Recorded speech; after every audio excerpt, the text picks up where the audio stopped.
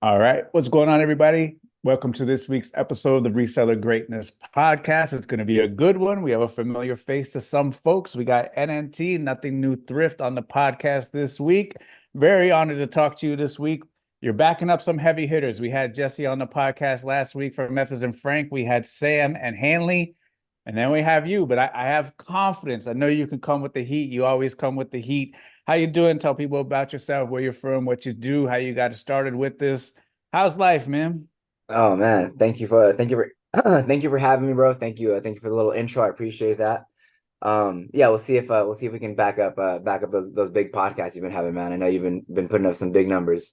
I'm confident. Yeah, for sure. Things have been good, man. Things have been good. Yeah, for those that don't know me, my name is Ari, Ari. I'm on Instagram and on YouTube as Nothing New Thrifts. Been doing the reselling thing or at least on eBay. Been doing the reselling thing for a couple years. Um, I've been like reselling for as long as I can remember, man. Yeah, But as far as eBay, it's been about 3 years. nice. Um, we got started basically in the middle of the pandemic. Before eBay, I worked for a jiu-jitsu company, Brazilian jiu-jitsu. I worked for two brands, and I also owned a Brazilian jiu-jitsu gym. So COVID kind of like hit us Hmm. hard. Hmm. My gym got shut down. The brands I was working for, obviously things were a little rocky.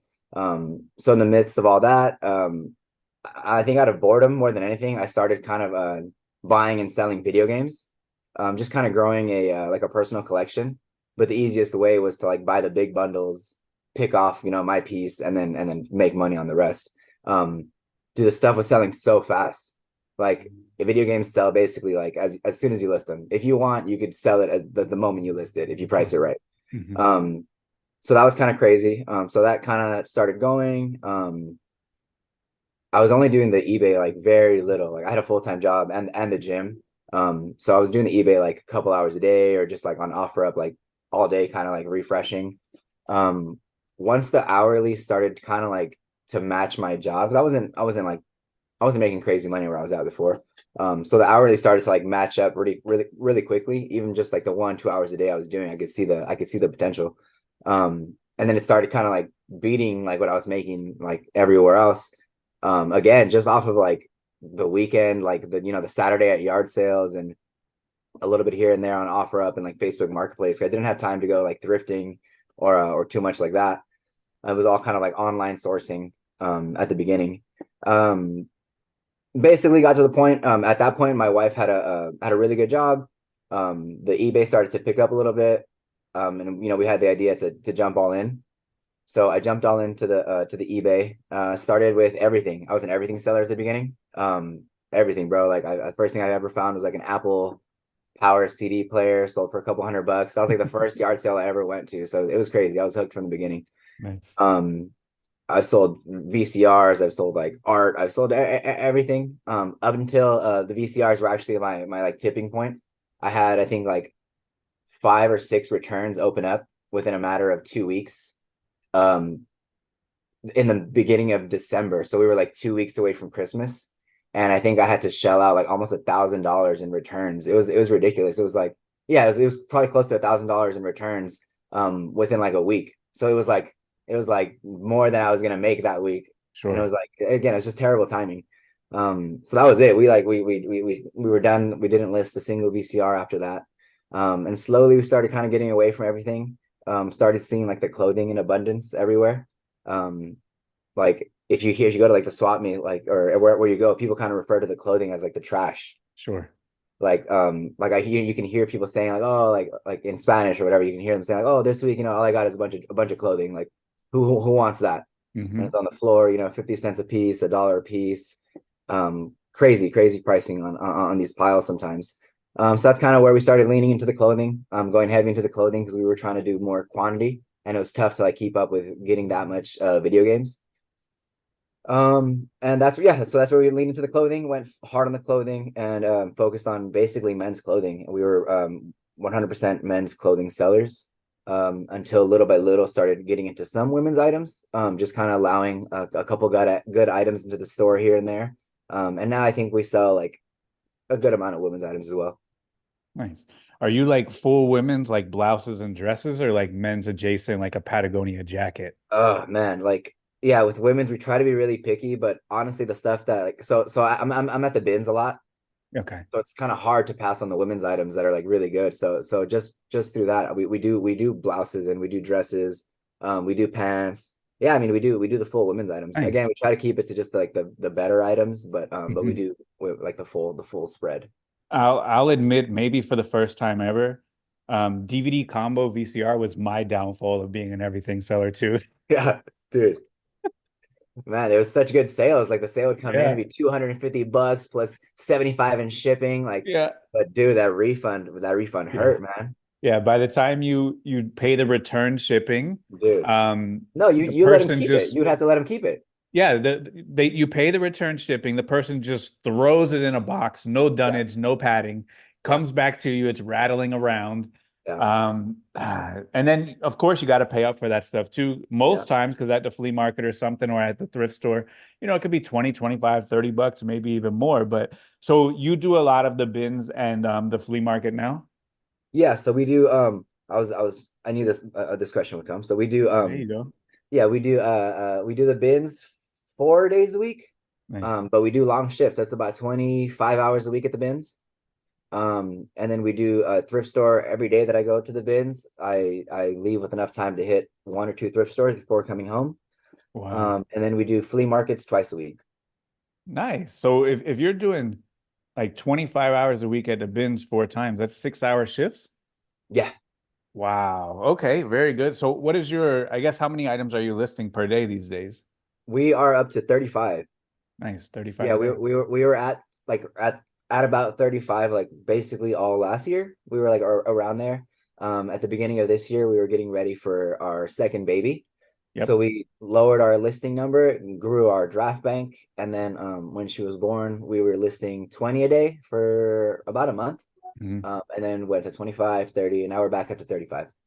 Very good. And you've been in the group for a long time. You don't ask too many questions. We don't get to talk very much, but I know you're a silent assassin. Every single time you ask a question, it's a good one. So 35 items a day, sourcing from the bins, hitting the flea market. Roughly how much in sales per year are you guys up to?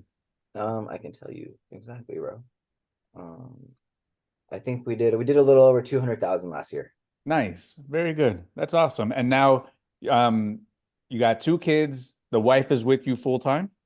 Yes. So again, before the first kid, she was working. So she was Okay. working up until basically like the month before our first kid was born, and that was like almost 2 years ago. Nice. Um, Once the baby was born, we planned on her going back to work. But it wasn't gonna happen, man. Like we Sure. got, Yeah, we because by the we time want you we pay for daycare and stuff, it's better just to stay bro, home and list stuff on eBay, right? exactly, dude, exactly. That and like just the wanting to be with the baby, bro. Like that's been Yeah. our main focus with both kids.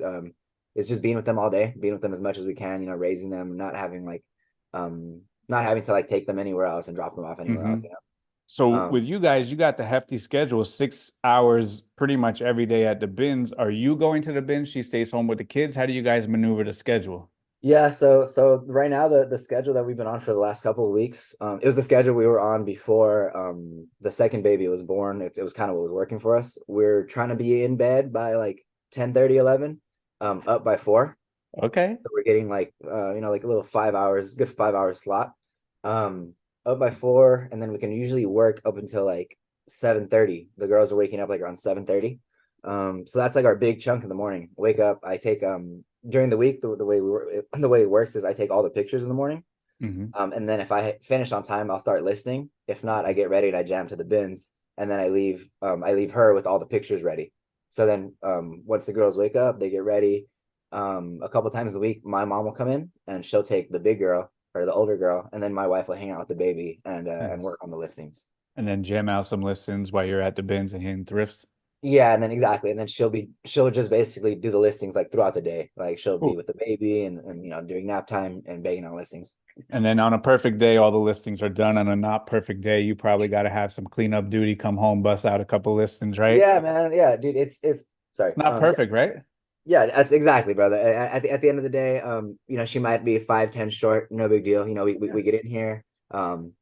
if it's a bigger chunk, we both get in here. If not, I'll try to get in here myself and just bang them out. Yeah, And it's it's it's no it's big deal. perfectly imperfect, and every single business, every single arrangement, it's always that. So I guess let's talk about how you like you said, you were doing the jujitsu gyms. They closed during COVID, as we all know. How did you make the transition into going full time? Because that's like one of the most asked questions, the most frequently asked questions is how do I know when it's time to go full time? Um, well, yeah, like I mean, honestly, I probably should have waited a little bit more before going full time, but I didn't really have that option Yeah, as so far as let me like ask a clarifying question. Did COVID force you to go full time? I don't want to, yeah, yes, and but I don't want to say forced because I'm happy about it, and like it So wasn't like a tough I mean, decision did for me, did you but phase out yes. of the job to go full time, or did the job end and now you were stuck and had to do this? No, I phased out. But Okay, the companies that I worked for, they survived. They made it through COVID, and now they're booming. They're all my old buddies. gotcha. My gym, I actually passed it on to one of my best friends. So he's taking over the gym, and now I'm just training there, which is like a lot better for me. Um, yeah, dude. So it's completely different. Um, so yeah, so they I phased into going full time. It wasn't like a forced stop. But it wasn't like I said, it didn't really take that long. I was living pretty simply back then. I didn't have any kids. Hmm. Um my wife was in school. My job that I had like, paid the bill. Oh, we were living at my mom's house too back then. So it was Hmm. pretty easy to like again make the transition because the income that I wasn't really making too much back then. Sure. So I guess what kind of things or parameters did you look at when making the transition? I know you said that your eBay, your reselling was making more money than you were working the 9 to 5. So is that one of the things that you consider? What else did you consider with going full time? Did you save up like a slush fund? Did you have savings, or did you just rock and roll this thing and just say, I'm jumping now or never? Yeah, so a little bit of both. At the beginning, I was I was kind of counting towards it and looking at it and like doing the math on the hours and doing the math on like the weekly payout. And it was hard because I couldn't really do see the full potential of the numbers because I knew the potential was different if I had time to go like source and go hard at it. So Hmm. I was seeing like the numbers at like 10%, 15% like effort. So I was like doing that math in my head, going crazy. And then I think around that same time, my wife had just started working. But she had been in school for a long time, so she got a really good job. So that allowed me like the pressure to, or like took off the pressure and allowed me to just dive into the eBay full time. Gotcha. So during that time, I guess what was the biggest challenge with getting the reselling off the ground? Um,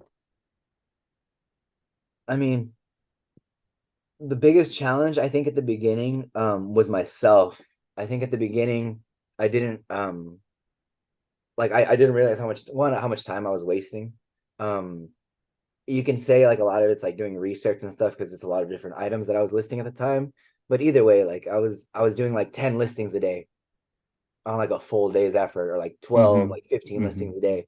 Um, not to knock anybody, but I was trying to do it. Like I was putting in the full day effort, and that was what I was coming up with, which I think wasn't enough. Right. So I think that was the big issue at the beginning. I had to kind of like really focus and really which again, focusing on clothing. Sorry, my voice is cracking a little bit, bro. I'm a little nervous. No, it's all good. You're doing fantastic, man. But like you're saying, if we're gonna put in 8 hours of work, we need to have 8 hours of Results results. for It, sure. it can't it can't be, we spent 8 hours here and we got three listings up because that's the trouble. And what I see, and I've talked to a lot of people, they leave the full-time job and put part-time effort, part-time time into eBay and expect a full-time result as well. So as for the schedule, I know it's kind of structured right now, and that was probably one of the keys to your success is that it's very regimented. You wake up early, you knock out as much work as possible before the kids wake up. You're off to the bins when they open. Your wife is going to get as many listings as she can get up today, ideally all of them. And then if not, you come home, knock the rest out, go to the flea market, all of that. It's a 7 day a week schedule you got going pretty much. And unfortunately, that's the name of the game for most folks. And For me, I love it. I know you love doing this, but there are a lot of challenges along the way. And I think with that transition to full time, like you said, we spend a lot of time doing these tasks that ultimately are not productive to increasing any more sales or increasing any more profit or increasing any more revenue, like you alluded to, doing a lot of miscellaneous research due to the items that we choose to list. So, we talk a lot in the group about niching down, and nobody is forced to niche down. It doesn't matter to me or to you what people choose to sell. If they want to sell everything, more power to them. Just the niching down helps streamline the processes so that way you can increase the amount of listings that you put up and ultimately the amount of revenue, profit, and sales that you're going to get. So,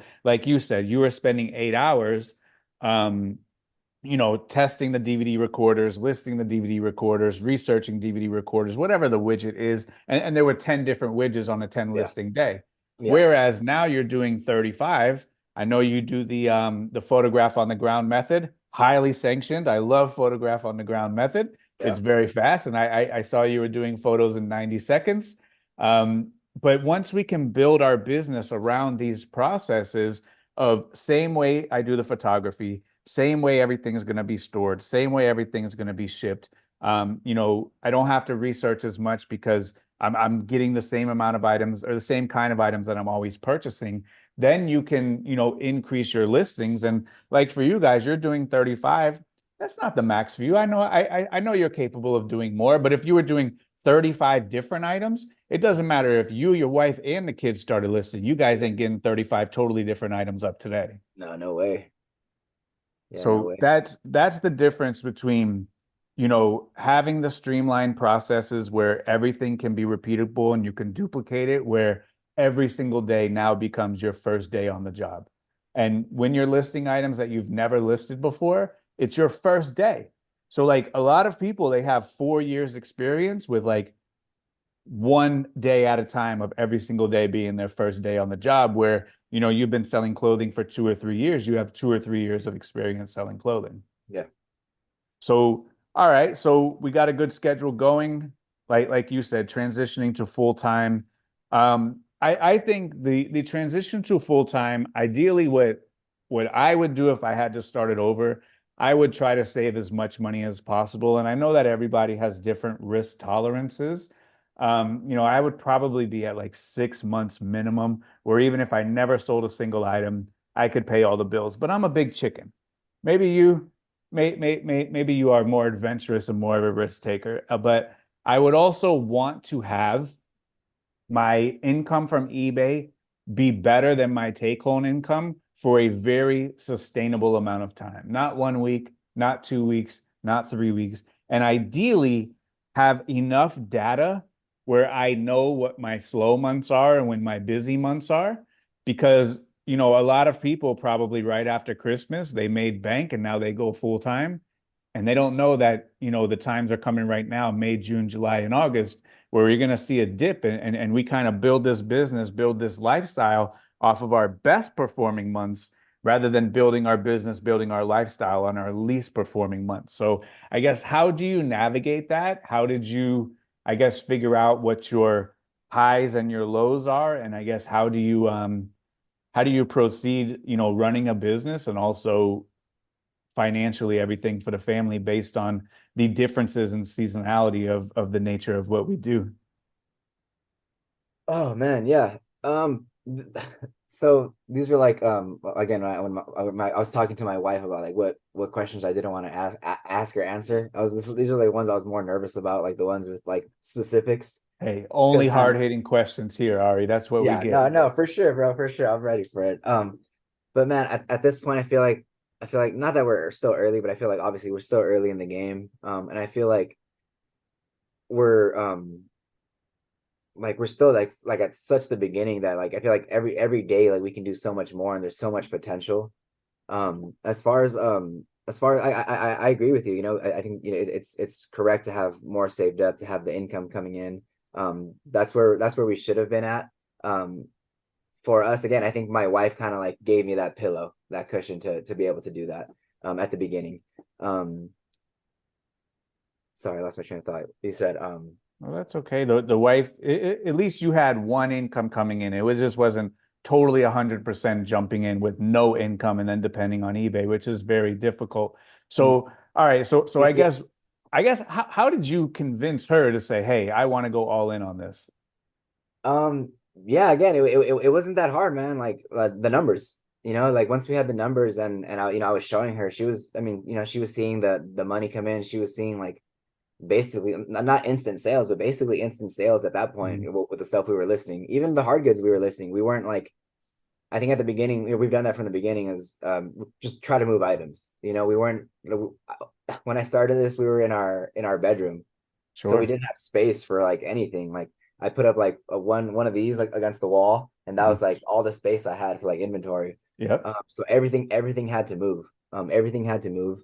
Um, yeah. And Sorry, go ahead. for me, when I had just pile in the corner inventory system, I used to actually go into my store every Wednesday and mark all of my items down $10. So back then I was selling a lot of cell phones, so I had more wiggle room with the $10 at a time. If you have, a $20 average sale price, maybe you got to move it down 10%. But I was forcing the sales. I was desperate for the money. I didn't have the luxury of waiting 90 days, waiting 6 months, waiting 1 year. That is an absolute luxury. So like for me, if I had an iPhone listed at $300, I was marking that thing down 289, 279, 269, 259. And unless I made, a monumental pricing error in the beginning, that thing was selling within a week, 1 week, 2 weeks, just due to the nature of the velocity of those kinds of items. So, Yeah. could I have waited for all the money? Absolutely, I could, but I didn't have the opportunity or the luxury of doing so. And I guess, do you have that same mentality now, or are you letting your items marinate a little more as the business has matured? Because for me, I let the items marinate a little more as the business matures, and matures because the store has grown enough where every single day you're going to have those items renewing, ending, something's on a markdown. You have enough exposure in certain categories, certain brands where you're always turning items. So the urgency for me has left just because I'm at a different pace or a different place in the life. So I guess how are you operating any sort of urgency with sales at this point, or are you to the point where you're okay if an item marinates? I guess what are your expectations when you list an item, and if they don't list during that time, what are you doing after that? Okay. So really quick, I didn't want to not talk about the last question. So let me just, you asked me about how I deal with like the No, seasonality of things. it's all If good you, because you said you were nervous, so I'm trying to jump in I if appreciate you, bro. I appreciate you.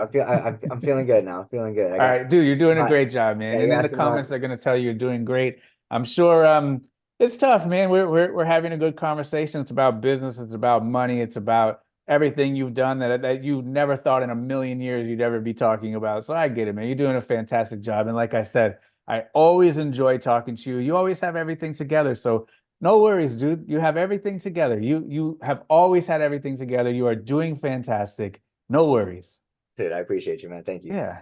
All right. So yeah, so you asked about how we deal with the seasonality of things, and then you asked right now a different question about, okay, and it kind of goes to me, it kind of goes together. Yeah. The way we deal with the seasonality of things, I don't really see that, bro. Like I've never really felt that as far as like the summer slowdown. Yeah. We're in California, we're in SoCal. Bro, all I find are like beach items, or not all I find, but I'm basically I'm swimming. I'm swimming at the Hmm. beach right now. Hmm. So all my thrift stores are full of summer items. So that's like, again, as far as summer slowdown, I don't really have that. Um, Well, do you have a winter slowdown because you don't yeah, have a so lot of so so jackets? so I don't think we have that either, and that kind of goes with your last question, and I think that's because we're sourcing every day. So if it's cold, I'll go find jackets. Mm. Like, you know what I'm saying? I'm not gonna go source like, yeah, I can go source what we need. I can source for the season because we're sourcing every day, and I'm personally handpicking every single piece that goes into the store. So I think that goes with the seasonality, and I think that goes with your second question of, are we marinating or quick, moving things fast. Um, yeah, if you've been to the bins, there's a million like pieces of clothing out there. So, dude, we're going through everything as fast as we can. Like, if I can sell all 35 items that I list in that same day, like, we're stoked. All right, so let me ask you this, and I think we had this conversation. I think you've asked this question on the 100K call. If you get jackets, do you wait and list or do you list and wait? Yeah, I remember asking this before. I did ask I this. remember it was a couple of months Yeah, ago. I yeah, remember. yeah. So both. Like, if I have a big pile of inventory and it's like the summer and if I can get jackets, I'll just put them to the back. I don't like have a separate. I don't have a separate room for them. They're just Mhm. on the right side of the pile, and that's just how it goes. They just kind of lean to the right, and then I keep like the summer stuff on this side. But when I run out, and I gotta hit. I'll list 10 jackets. So you heard it. NNT is a wait and lister. I am a list and waiter. So that's where we differ because hey, I sell swim trunks on Christmas and I sell jackets in June. So what is the thinking behind the wait to list? Because I look at it as dead money sitting over there, not for sale. Yeah, so like I said, I'm not. It's not like not listing. We have enough inventory where like if we're pulling 35, like I have a pile over here, Okay. and so like So that's the cue. yeah, so that's the queue. So I have short sleeve button ups, long sleeve button ups, pants, shorts, and jackets, kind of all split up. The Oh, top is so a you little messy. separated in the queue?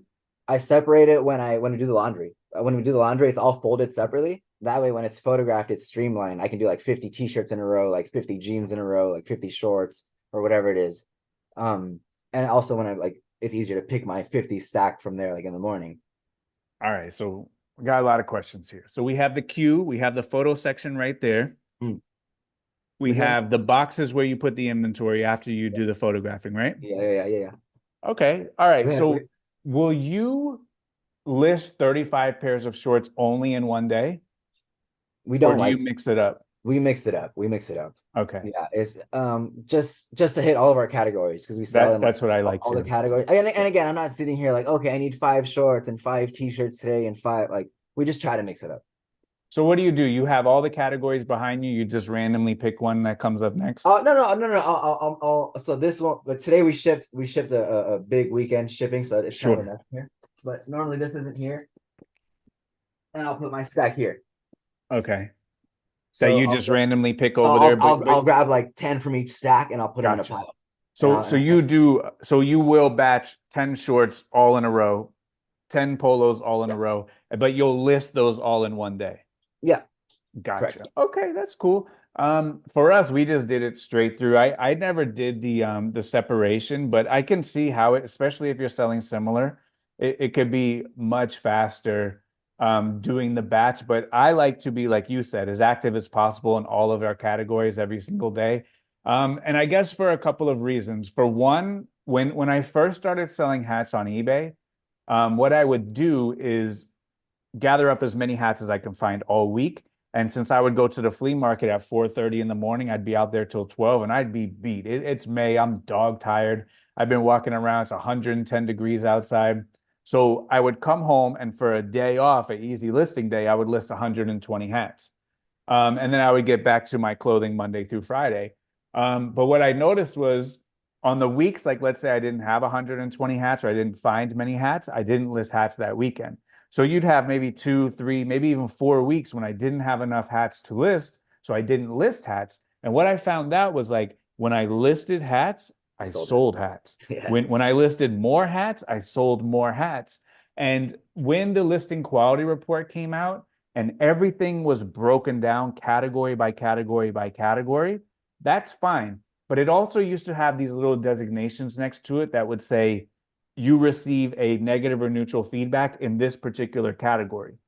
So is eBay telling us that, hey, you don't do good in sweaters because you're getting an unusually disproportionate high amount of defects or negative and neutral feedback in this category. Therefore, maybe we don't give you as much traffic in this category. I don't know. We're in total speculation mode right now.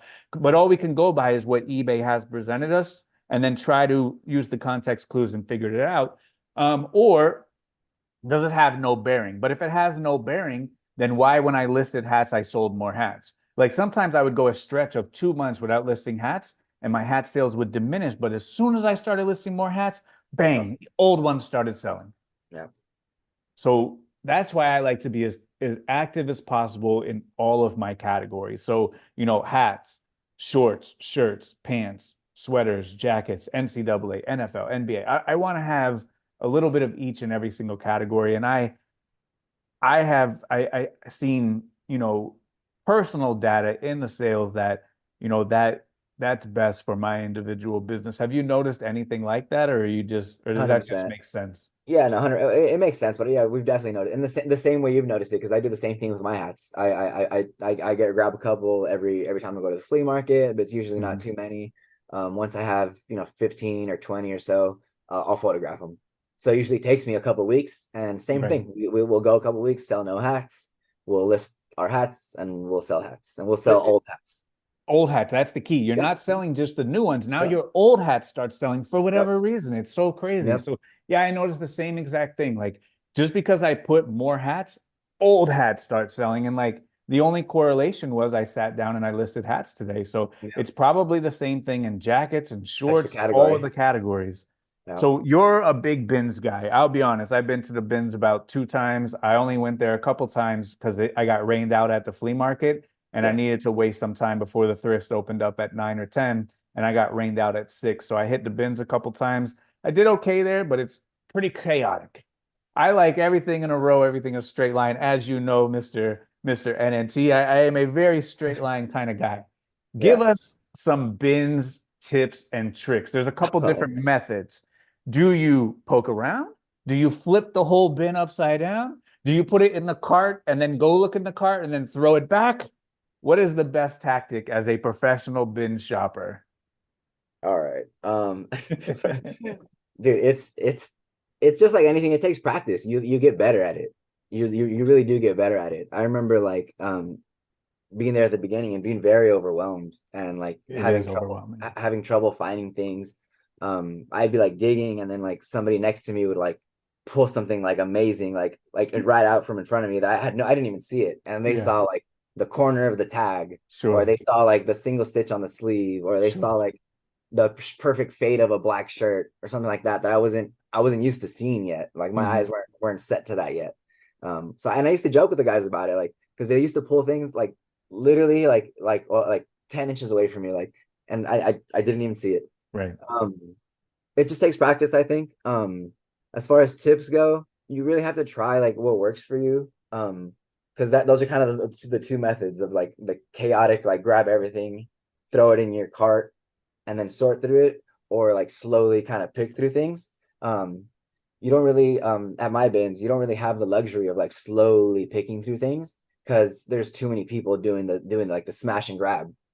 Um, so you're kind of like not forced to do that, but you are forced to like move quickly.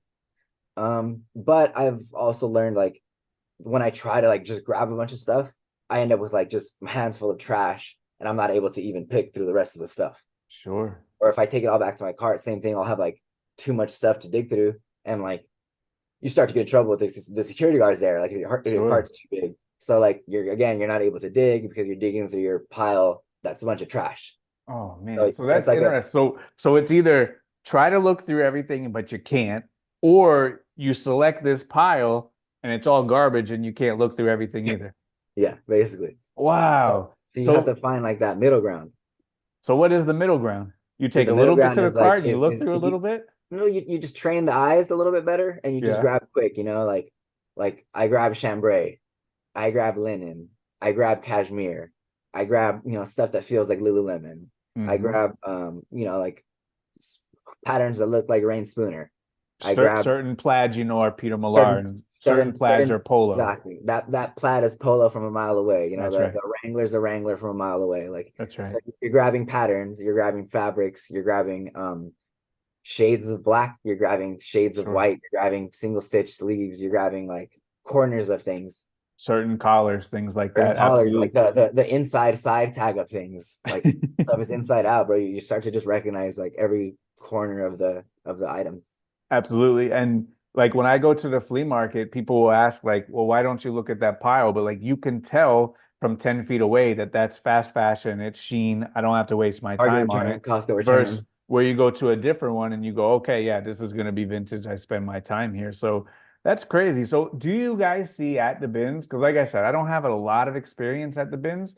do you see at the bins the people that do the smash and grab, they take everything? Have you noticed some people throw back stuff constantly or routinely that you would pick up? And those are the people that you identify and go, okay, they have a huge cart. Let them get what they want, but I'm kind of going to stay back 5 feet and look through the stuff that they're picking because some of the stuff works for me.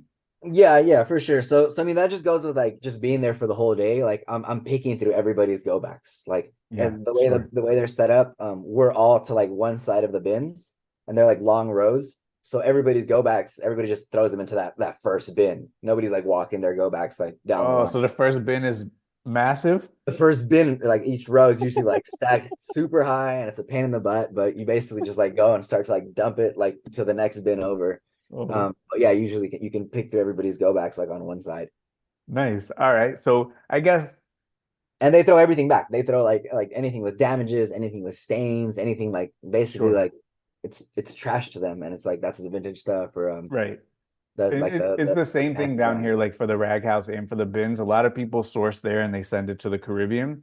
So they want the lightweight stuff. They want the dresses. They want Abercrombie and Fitch or Hollister. They want the mall brands where if something has like the smallest inkling of damage or vintage, no, thank you. They don't want that one. Yeah. So, or like a Tommy Bahama shirt, like they're not picking that up. Vineyard Vines are not picking that up. So yeah, you do need to take the time to figure out what they are looking for. And then if you want extra credit, you find that stuff too, and you do some trades in the background with those folks as Oh yeah. well. So Yeah, that's do you big. guys do that at the bins? Do you know what other people are looking for and do side deals and help each other out?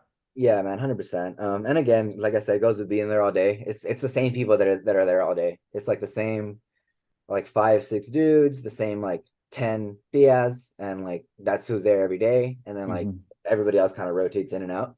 Yep. So we do all kind of know each other, and everybody, believe it or not, kind of does do like different little things they focus on, like Hmm. this lady loves blankets, Right. like this lady loves like bras and underwear, Yep. like this lady loves all jeans, like doesn't matter. Like this guy likes Nike, like doesn't matter. This guy likes Under Armour. So Yep. you can kind of start like creating those relationships and um passing on items and getting better items, getting items that are like really good because they know their stuff too. They just Hmm. don't they just won't deal with it sometimes. Absolutely. So the bins are intimidating to people that are on the outside looking in. If you could give like, if my brother was going to the bins with you, what would you tell him like first day to start figuring out? All right. First day at the bins. Man, take a deep breath. First of all, take a deep breath. It's gonna be overwhelming. Yeah. Don't be scared. Don't be scared.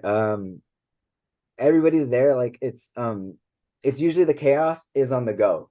Like when they'll stop everybody, everybody will back up and they'll bring out like they'll rotate tables out.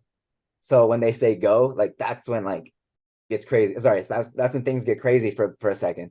Um, After that, it calms down. After the initial like 30 seconds, it's literally 30 seconds, bro, a minute. People dig for a minute and then they stop.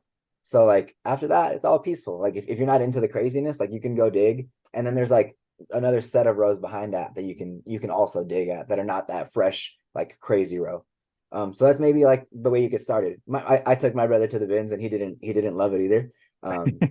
He's gone a couple times. But yeah, he says he prefers like the racks and the flea markets. Um, but yeah, that's what I would say. I would say don't be scared, get in there. Start with the stuff that's maybe not everybody's like jumping on. But if that's the stuff you want to jump in on, man, it's okay. Like you're not gonna get like punched or anything. Like you might just get a little like shoulder to shoulder rubbing, little elbow rubbing, a little bit of a little body on you, but it's okay, like you just gotta stand your ground. I mean, you don't have to push back, but you don't gotta, No. you gotta just stand your ground. You, Right. you get your spot and you can dig in your lane. Like that's Oh, kind is of that how. how it goes? Everyone digs in a lane?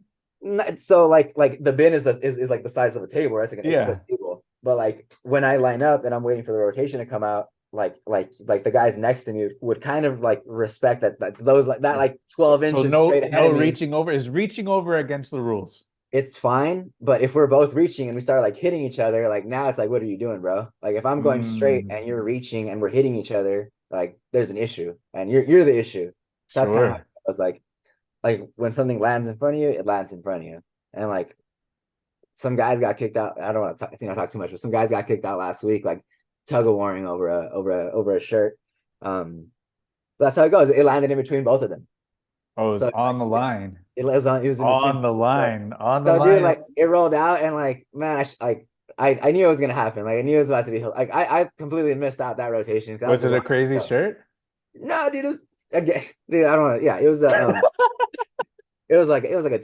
dude. Okay, it was a Tweety Bird shirt. It was possibly vintage, like a $20 Tweety Bird shirt. After they tuggled over that shirt, they left, or they fought over that shirt, and I had the bin to myself. I just pulled this Patagonia vest that I thought was pretty cool. I come to learn it's a Mars vest, Mars, Oh yeah.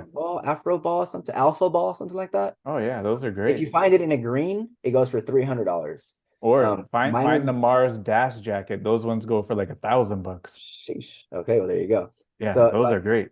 so I pulled the vest out of that bin. It just sold the other day for like 130. Um, Nice.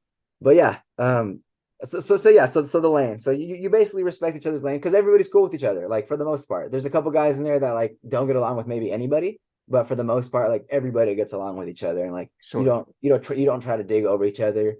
When the bins are hot, then dude, it's a frenzy, and like again, it's a bunch of like it's all good, bro. Like I'm gonna like you can pull at each other and like maybe hit each other a little bit. Like again, not hit each other, but like just bumping elbows and stuff. But Yeah, like yeah, yeah. everybody's laughing, like we all know like there might be something crazy in the bin. Sometimes they'll put a blanket over the bin, Oh. and then like it comes out, and all you hear is like, oh, So and what is the blanket? Is the blanket the Goodwill blanket knows means there's like something there's something good? under here. Yeah, Whoa. they usually cover it to not cause a chaos, but it causes like more of a chaos. So before the lines run out, and every bin is different, before Yeah, the lines run out, everyone stands in formation, right? And yes, sir. then the buckets go where they are, and that's where they are. Yeah, so we're like in a big L or like a big like if the bins are lined up like in a rectangle. So then we Okay. would be like lined up on the outside. So we're like in an L like this. So And when then the they bins roll the come, or bins do you out, they see roll the the bin. bins and line up? They put sorry. Do you line up and then the bins come, or do the bins come and you line up Yeah, once you can look at the bins? so the bins are there all day. And then when they change the bins, we all have to leave the bin area and we have to wait out here and roll a Oh, row of bins out because there's like 5 rows of bins yeah, like this. So yeah. they'll roll like 10 bins out and they'll roll them back in and then they'll say go and we'll run from the outside up into the bins. Oh, yeah. Everywhere is different. Down Yeah, here, everywhere's kind of different. you stand in line and then they roll the bins in. Directly in front of you in a long line, right? Yeah. I've seen that. Yeah, that looks pretty crazy too. Yeah. So like wherever you are, like That's that's yours. where it is. There's no running to the bins. So you said something. You said you have to love the bins. Do you have to love the bins to go there? Can you kind of like it? Can you be 1 foot in, 1 foot out? You Or do you can, have to man. love the bins? You have to love the bins, bro, because on a bad day, it's gnarly. On a Yeah. bad day, there's Oh, like a couple fights. There's like the bathroom shut down. six The hours finding nothing. dude, the something nasty comes out in the bin, like whatever, like like your worst like thing that could happen can happen like almost every day. But it's Sure. no big deal if that's just part of the game. But if you're not used to it and you go and like you pick up a shirt and it's wet, it might be like the end for you. But it's like for us, like, oh, cool, that stuff's wet. Like, just move it over. Like, no big deal. Yeah. You just hope it got rained on. That's all. Yeah, yeah, it's rain. It's water. We tell each other it's So water. so at the bins, sometimes the stuff that goes there is stuff that didn't sell at Goodwill. It went through the full rotation of the markdowns. It ends up at the bins. Sometimes Goodwill is so overstocked, it skips the racks and it goes to the bins. In my district here, I've never seen like a vintage shirt at Goodwill. It's set up more like a mall. They have Tommy Bahama, they have Vineyard Vines, they have everything is very good condition. Some stuff has flaws, but they don't want anything in there that appears old. They don't want anything in there that has flaws. So like a lot of that stuff goes straight to the bins. So what is the procedure or the tactic or the best practice in assessing the items at the bins? That it's not well lit most times.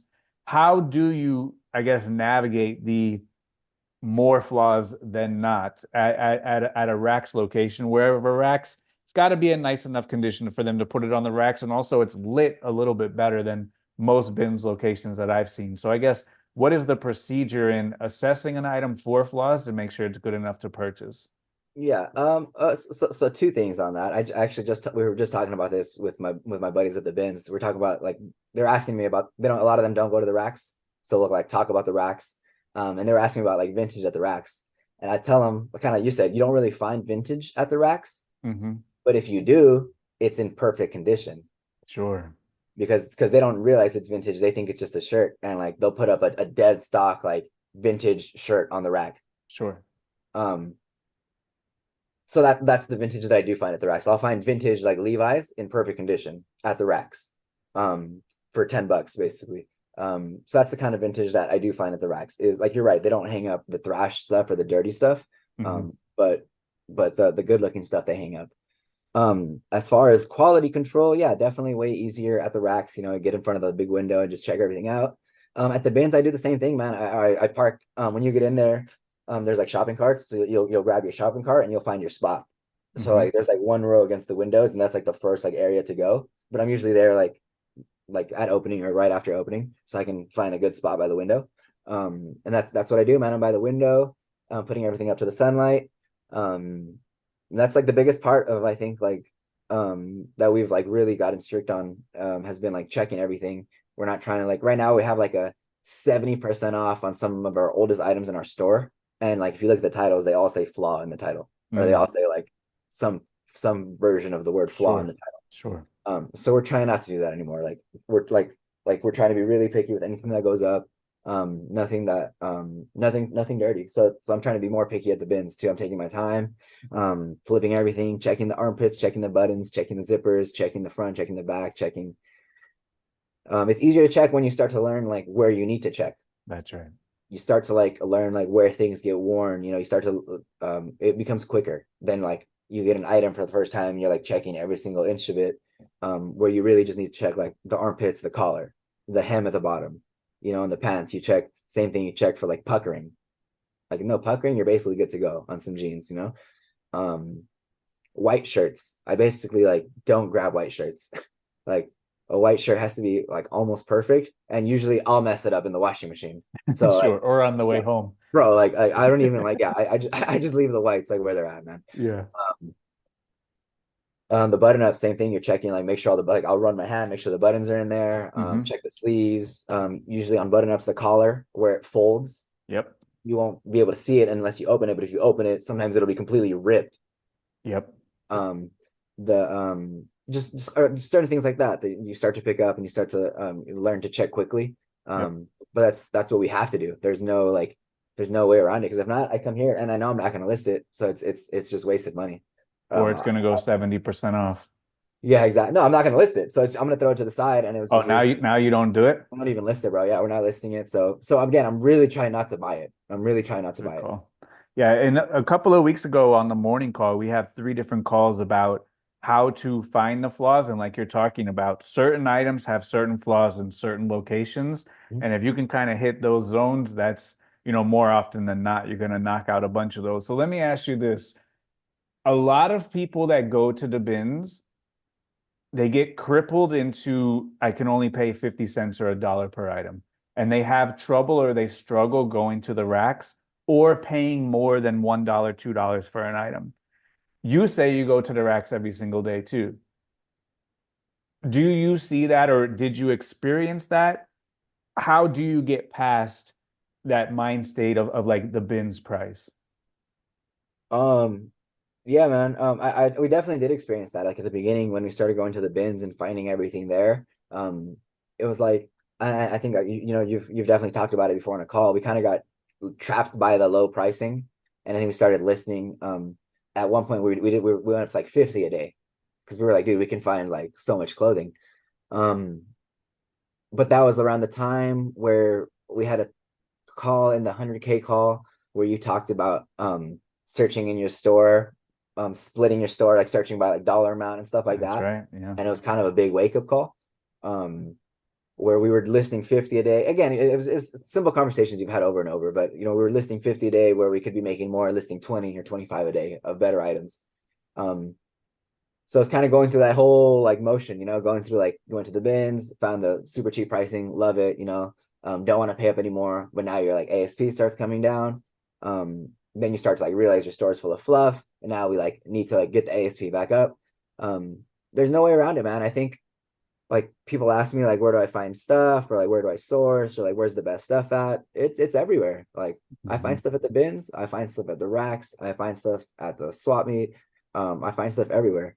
And I think at the end, like I love the bins because of what it does to the cost of goods. Yeah, I can get like 50 pieces at the bins real quick, around $1 a piece, and then I can go hit the racks and get 10, 20 pieces at $7, $8 a piece.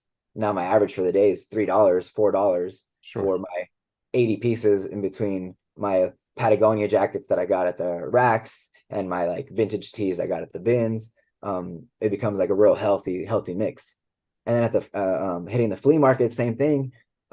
We kind of treat it the same because there's racks and there's bins at the flea market, right? Sure.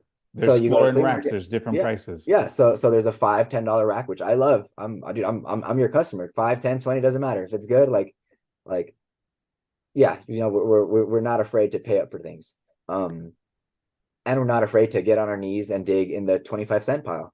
So I think that's kind of where we thrive, where we're able to like not pay up, but we're comfortable paying, whatever, 15, $20 for a jacket. Because I just paid $4 for 8 pieces from the last lady on the floor, Sure, sure. So do you struggle with, let's say you find a I don't know, a let's say you find a Vineyard Vines button-up shirt, it's gonna sell for 25 bucks. You can get those at the bins every day, 5 days a week, and it's $1.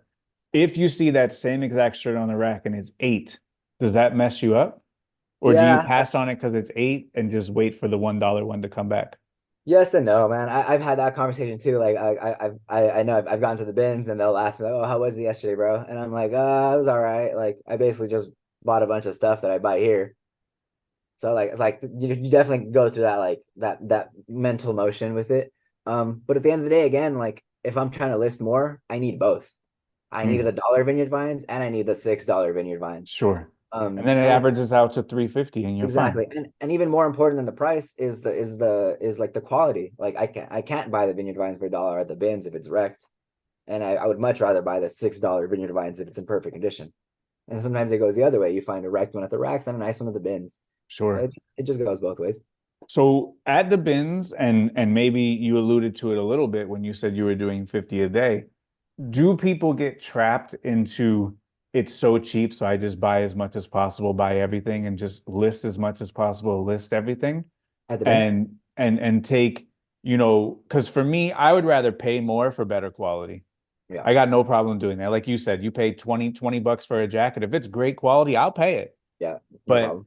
do people, and I think that people get trapped into buying stuff just because it's cheap, whether it's the flea market, the thrift store, a garage sale, whatever the vehicle is to get it. I think that people will take bad items just because they're cheap versus pay more for a better item. Yeah. So when Yeah. you were at 50, why did you go from 50 down to 35? For that reason, man. It was well, honestly, the 50 was it was also an experiment. We weren't like fully committed to doing 50. We wanted to see if we could do it. So I think we tried to do it for a month, and we did do it for the month. Um, and at the end of the month, again, we realized that we could do it, but that we were filling our store with too much junk. So it was like it was a decision to like focus that time back on the sourcing side and cut back on the listing side, cut back to like whatever we cut down to, probably like 30 at that point. Mhm. Um, and try to increase the improve the quality. Sure. And, like the conversation that we had with Hanley back, you have to choose your heart. So, like, if you want an easy sourcing life, it's probably going to be a difficult listing life and a difficult selling life. Yeah. If you want a harder sourcing life, probably a little bit easier listing and a little bit easier selling because that stuff is going to sell more often. So, we always have to choose our heart, pick our heart. And, you talked about a conversation that we had on the 100K call, and this is probably a great exercise for most people to do if not everybody, but you have to know, you have to have a good understanding of your numbers. So we should all know our desired profit per sale. If it's $10, great, $20, great, $50, great, $100, great.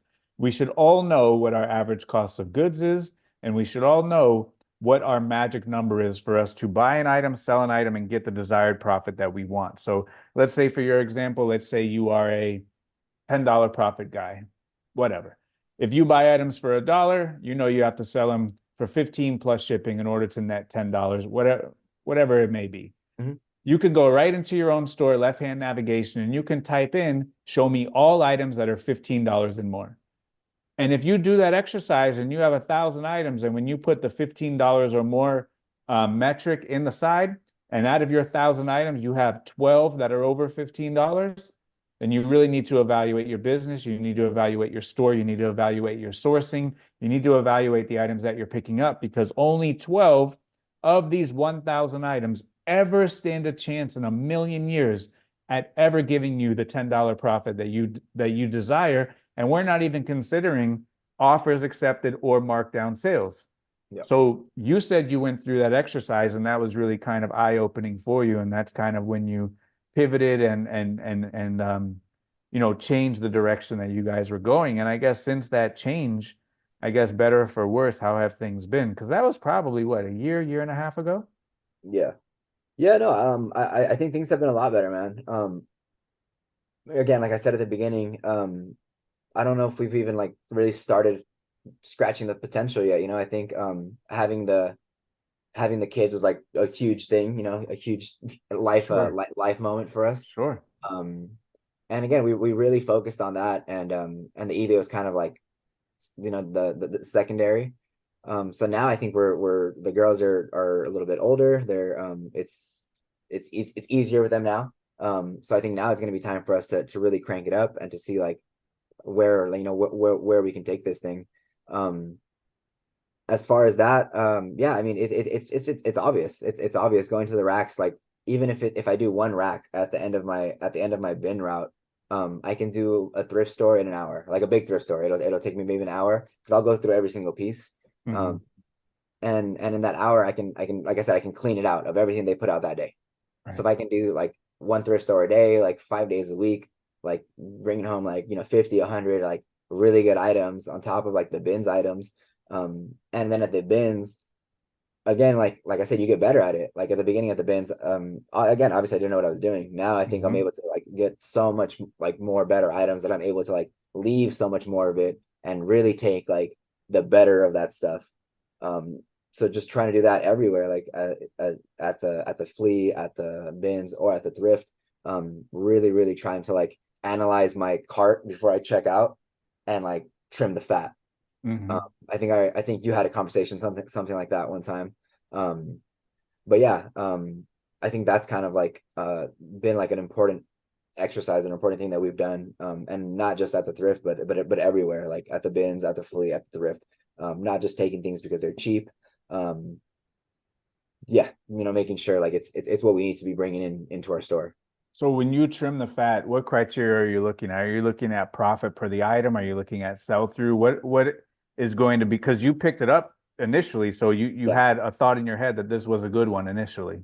Yeah, well, it'll be a couple things, right? One, I'll look it up if I'm unsure about it. I'll Hmm. grab things that I'm pretty sure about. But I'll separate things that I'm like I'm for sure grabbing this, and this stuff like I'm like almost sure, but I'm gonna look it up because I don't like to like yeah, I like to look things up before I pay up at the thrift at least. Usually at the bins or at the flea, like I'll swing it I'll wing it a little bit more. Hmm. But at the racks, like yeah, I'm not gonna pay $8 without looking something up. Okay. So we're usually like looking everything up, and that's kind of the stuff that gets left behind. Or if it's like in between, it'll get like a deeper like eye inspection, and we're looking for like any little like reason to like throw it out of the cart, basically. So you have posted a couple flea market photos. You tagged me a couple times. You are a flea market world dominator. I saw the wagon. How's the flea market treating you? How long you been going out there Uh, for? Dude, I love it, man. I love it. Before the flea market, or no, sorry, before the bins, we were mostly flea market. We were doing like three, four Okay. days a week at a big flea market that was local to us. Nice. That got shut down like 2 years ago. Mm. When that got shut down, we were kind of scrambling, and that's kind of when we found this like it's kind of a low key bin spot near us. Um, when I found that spot and we went to go check it out, I ran into all my vendors that I was buying clothes from at the swap meet. It's a small world. dude. So that's where they're all getting their clothes from.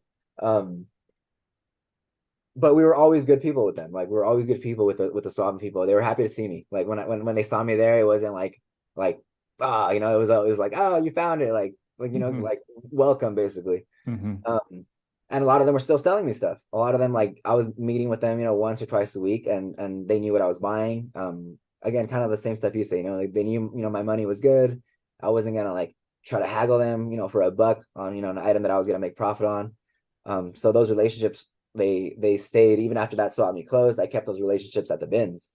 And then when I went from the bins back out to the flea markets, I started finding now all the people that I met at the bins, all of them selling now. So all those like all the ladies like taking the stuff Hmm. at the bins for a buck or two and then putting it for $2, $3, $4, $5 on their table, like at the swap meet. Um, so again, kind of how you always say, I think it's the flea market's about the relationships, you go like, and it doesn't take that long. Literally, like Nope. on your second trip to a flea market, third trip, like you can be that guy. That's right. I remember the first time I went to, not the first time, but like one of the first times that we went back seriously to one of our big flea markets. I found a booth with like 30 rain spooners. We did the math, we made a good deal, we took them all, and I was riding around the swap meet with like my wagon, like basically like overflowing from all sides of Hawaiian That's right. shirts. That's right. And everybody was coming out to me from their booths and like wanting to show me their Hawaiian shirts. That's right. Oh, you buy Hottest Hawaiian guy at shirts? the flea Yeah, market you at buy that Hawaiian moment. shirts? Like I have Hawaiian shirts. That's Um, right. so that day I made like two more connections. So I have like two rain spooner guys. I got like a polo guy. So we have a couple guys. Nice. Very good. All right. So I guess you did 200,000. What's next in the next couple of years? How big do you want to take this thing? Do you always want to stay home? You always want to work with the wife? Are you going total world domination? What's on the horizon?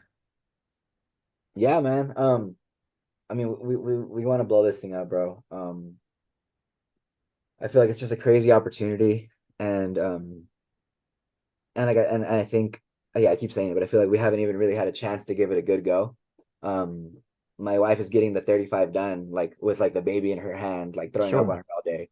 So like, once that baby can chill for a little bit, like one, I think we can do 50, 60 listings a day, like no problem. Or we can source like better items. So we can go either way with it. Um, Goals wise, I mean, the goal is just to keep increasing. This year if we can hit 300,000, that'd be great. Um, Nice. yeah, we had like I don't know, man. We had like when when my wife came home from work, we had like a good savings. And that's kind of what we used like over the last 2 years to like basically like raise our daughters. Um, and now again, now we're starting to see the light again because now like it's starting to go back up. So now it's Nice. like the beginning of like it's literally like again, this call is like the funny like the timing that you asked about it because this month is like kind of like our first month like looking back up. And then you asked me to come on the podcast, so it's just like it feels like things are starting to kind of things starting to move forward, get some momentum going. um yeah, I don't know where we can take this thing, man. I think we can take this thing to the moon. I think like it all goes hand in hand. Like I don't know if I don't know if you've seen, I have the YouTube channel. I feel like they go hand in hand. And I feel like again, just continuing to grow like both sides of it, continuing to do like the right things every day.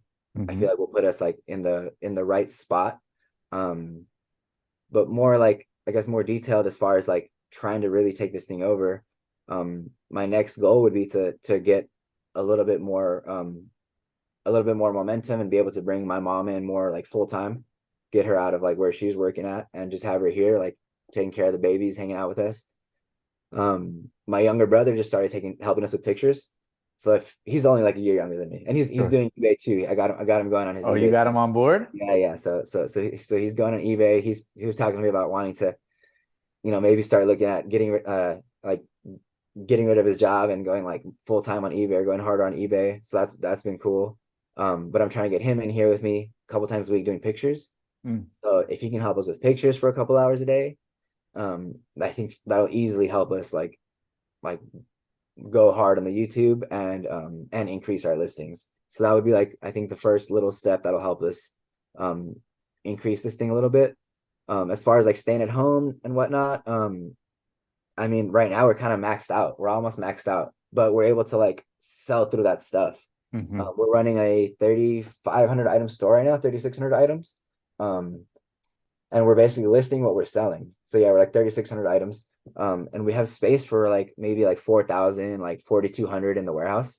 And I think I had mentioned to you that before that I can move my car out of the garage and get like an Hmm. outside parking spot. Hmm. So like that would probably be the next move would be moving my car out, and then I can fit like 8 more racks in the garage and another 2,000 items or so. Um, but yeah, but I don't know. We've been listening to 35, but the store is not growing. So I don't know if like Sure. that's the goal. I don't know if the goal is to grow to a 6, 7, 8,000 item store. I think even now at the 3,500 items, I think we can throw away 1,000 of them. I think our store is more of like a 2,500 item store with some like trash in the back. Mm. Um, so I think we still have room to grow here. Um, I like having everything like on site. Um, there's like storage units and stuff everywhere around us. So that's an option, but I don't see that happening like anytime soon. Because Hmm. again, I feel like the first move would be to like just move the car out and put some more racks in the Sure. garage. Yeah. Um, yeah, again, that's kind of where we're at, man. It's kind of where we're So, at with that. so the 1,000 items you said some of them are marked all the way down to 70%. They have flaws. What's the plan to get that stuff out of there? The sale is gonna end in 2 days at the end of the month. Hmm. And we were gonna do it before we started this sale. So I think we have to do it now. I think we're gonna go in there and just manually start to go through the warehouse, start at the oldest and go like one by one and just probably start deleting items. Um, I mean, I don't know if we're gonna put them up for 80% off. It's kind of crazy. I mean, there's no difference between 70 and Yeah, 80% off. You're talking pennies at that point. yeah, for sure, for sure. So I think it's time for that stuff to go. So I think if we can trim the fat and not trim the, but get rid of 500 more pieces or so, then we really have room in the where we're at here to keep this thing kind of going for a little bit. Sure. So, and then if you're netting two or three a day, you're talking like 6 to 8 months more space just by getting rid of those 500 pieces. So, what would you do with them after you took them off? Would you have a garage sale, flea market, give them to a flea market vendor for store credit, just No, donate I think them? yeah, I think those are like straight donation, man. I don't want to like Okay. give away somebody like a bunch of dirty stuff or like flawed Yeah. stuff. Like even at the flea, man, they don't like to sell like dirty stuff, Sure. like my brother asked some I don't know what I don't know I took my brother to the swap meet with me this weekend. He asked something.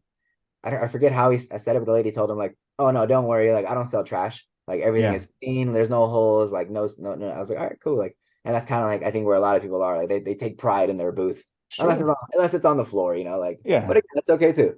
Yeah. Some people really do take a lot of pride. Some people throw it on the ground, but then they take pride in something else. So, yeah, that's Exactly. They great. just think that clothing is trash. Yeah, and let them keep thinking that, and we'll Yeah, we'll keep doing what we do, and we'll keep going all the way to the bank. So, yeah, all yeah. right, man, I appreciate you jumping on. You did a fantastic job. It was great talking with you. We don't get to talk much, but I know you've been in the group for a long while, and I know you've made some huge improvements. And congratulations on the baby, bringing your wife home, and maybe turning this into a whole family affair. Get mom involved watching the kids, get your brother involved, and if you have any last words where people can find you, I just want to let you know that I appreciate you and all the work that you do. I see you hustling on Instagram. I see you guys, selling a lot of stuff, and I appreciate you guys. So I just wanted to say thank you for that.